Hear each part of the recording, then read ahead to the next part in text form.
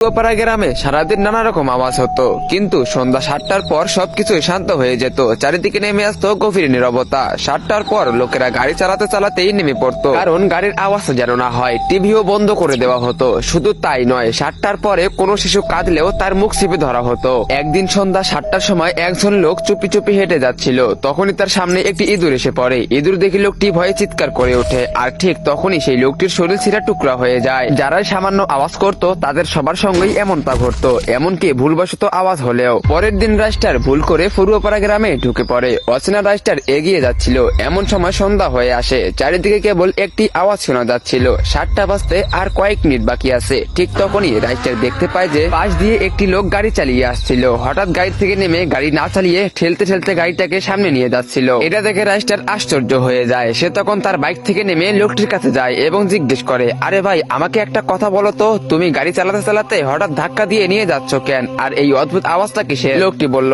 আরে তোমার মরার ইচ্ছা না থাকলে মুখ বন্ধ করে রাখো। 7টা বাজতে আর মাত্র 2 মিনিট বাকি। তুমি অন্য কোনো কাজের লোক মনে হচ্ছে। চলো আমার বাড়িতে, তবে একটুও আওয়াজ করবে না। এরপর রাইস্টার সেই লোকটির পিছু পিছু তার বাড়িতে চলে যায়। লোকটি রাইস্টারকে চুপ থাকার ইশারা করছিল। রাইস্টার কিছু বুঝতেছিল না। পরের দিন সকালে রাইস্টার রেগে গিয়ে লোকটিকে বলল, দেখুন, আপনি যেই হন, কিন্তু আপনি আমাকে 7টার পর কথা বলতে দিচ্ছেন না কেন? আর কোনো আওয়াজ করতে দিচ্ছেন না, কিন্তু কেন? তাড়াতাড়ি বলুন। লোকটি বলল, আরে ভাই, তোমাকে আর কি বলবো, আমাদের জীবন 7টার পরে নরকে পরিণত হয়। যে কেউ সামান্য আওয়াজ করলেই তার শরীর 4 টুকরা হয়ে যায়। প্রতি সন্ধ্যা 7টায় কারো না কারো মৃত্যু নিশ্চিত। এই জন্যই তো আমি তোমাকে বারবার বলতেছি যে আওয়াজ করো না। তো বন্ধুরা, সন্ধ্যা 7টার পর আওয়াজ করলে কেনই বা তাদের মৃত্যু হয়, আর কি বা আছে সেই গ্রামে, তোমরা সেটা দেখতে পারবে পার্ট 2 তে। তো পার্ট 2 দেখতে চাইলে ভিডিওতে লাইক করে চ্যানেলটিকে সাবস্ক্রাইব করে দাও। আর টিকটক, ফেসবুক থেকে দেখে থাকলে অবশ্যই ফলো করে দাও, আর কমেন্টে পার্ট 2 লেখো।